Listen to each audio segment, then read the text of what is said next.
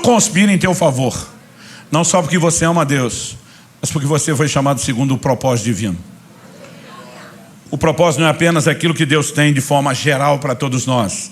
Ele tem aspectos individuais do propósito. Nos chama alguns de nós para algumas coisas, outros para outras. E por causa do propósito, Deus diz: eu vou fazer tudo conspirar em teu favor.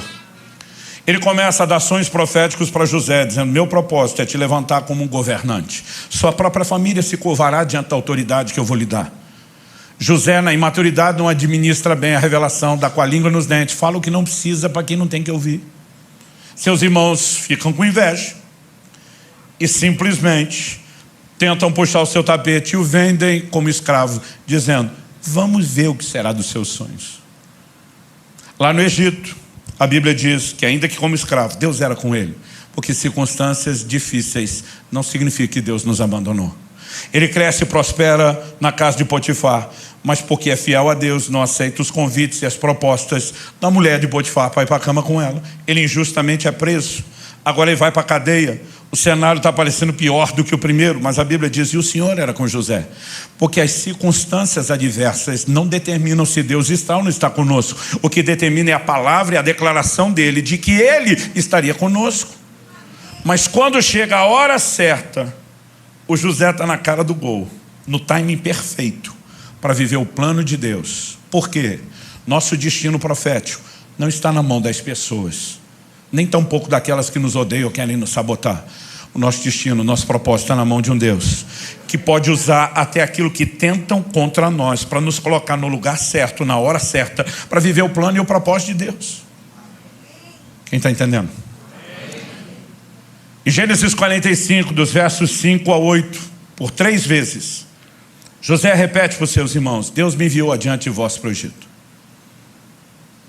Ele diz: não foi vocês que me venderam para cá, Deus me trouxe. Por 3 vezes ele diz: Deus trouxe. Isso pode levar alguns a concluir de forma equivocada que existe uma espécie de fatalismo, de predeterminismo arbitrário. Então essas pessoas não escolheram fazer o mal contra José. Deus determinou que assim fosse porque ele queria. Será que é isso que a Escritura nos ensina? Não. Porque a explicação bíblica vem do todo da Escritura e não de parte dela. Em Gênesis 50, 20, o mesmo José, falando com os mesmos irmãos, ele diz: vocês na verdade intentaram o mal contra mim, porém Deus o tornou em bem, para fazer como estão vendo agora, que se conserve a vida de muita gente. Ele diz: a parte de vocês, eu não vou tirar a responsabilidade. Vocês tentaram me derrubar, vocês intentaram e planejaram o mal, mas Deus, para quem não há refúgio, tudo é reciclável, transformou a maldade de vocês em bem, porque eu sou fiel a Ele.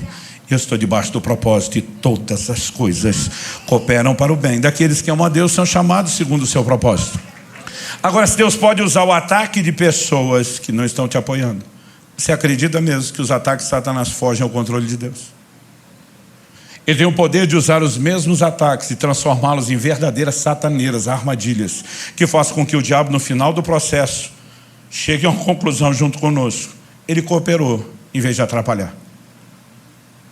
Obviamente não estou falando daquilo que a Bíblia adverte: não dá lugar ao diabo. Alguns o diabo está agindo porque eles deram espaço e não era nada do que Deus queria. Mas há outros que não cederam espaço. E alguma permissão divina está te surpreendendo. Confie que qualquer permissão divina para uma ação satânica não é um abandono, é um gerenciamento da mente mais brilhante que ninguém desse universo jamais poderá entender ou acompanhar, mas que tem um compromisso de cuidado com cada um de nós. O que eu estou dizendo e compartilhando essas verdades bíblicas?